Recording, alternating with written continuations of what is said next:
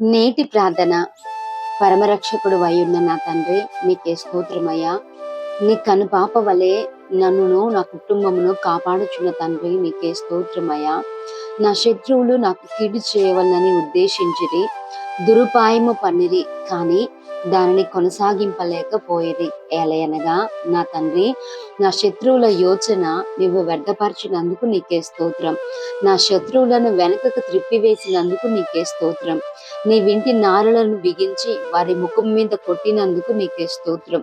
దేవా, నా శత్రువులను వెనుకకు తెరిమి కొట్టి నాకు గొప్ప రక్షణ కలగజేసినందుకు నీకే స్తోత్రం. దేవా, నా తండ్రి యెహోవా, నీ బలమును బట్టి నిన్ను హెచ్చించుకొనుము.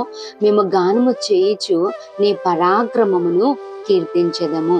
దేవా, నీ గొప్ప కార్యాల మేడలను నూతనపరచమని యేసు నామములో అడుగుచున్నాము తండ్రి. ఆమేన్.